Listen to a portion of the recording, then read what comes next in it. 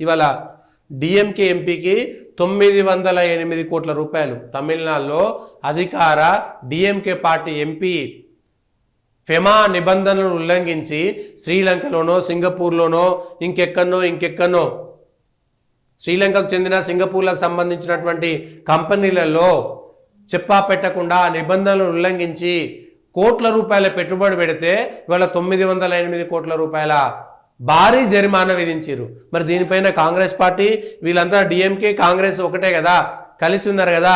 అరే నాయన, దొంగతనంగా 42 కోట్లు పెట్టుబడులు పెట్టిరట, 908 కోట్లు వచ్చింది.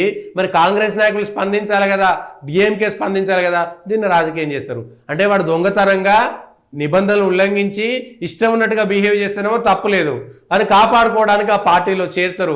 మళ్ళీ ఆయన కేంద్ర మంత్రిగా పనిచేసారు. ఇక వీళ్ళు రాజకీయ నాయకులు.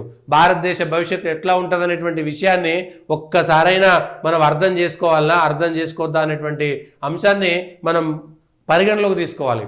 తమిళనాడులో ఏం జరిగినా ఏదైనా జరిగితే తమిళనాడు మీద దాడి. వాడు దొంగతనం చేస్తాడు, దొంగసార అమ్ముతాడు, దొంగిస్కి అమ్ముతాడు, దొంగతనంగా పెట్టుబడులు పెడతాడు.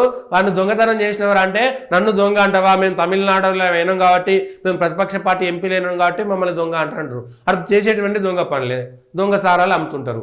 సేమ్ ఇవాళ దొంగసార అమ్మిన వాళ్ళు మా మీద దాడి చేసిర్రు. కేంద్రంలో ఉన్నటువంటి వాళ్ళు మా పైన అరే నువ్వు దొంగసారా అనేటువంటి దాంట్లో ఎందుకు కూరుకపోయినవు? ఎవడు బొమ్మన్నాడు వాళ్ళకి?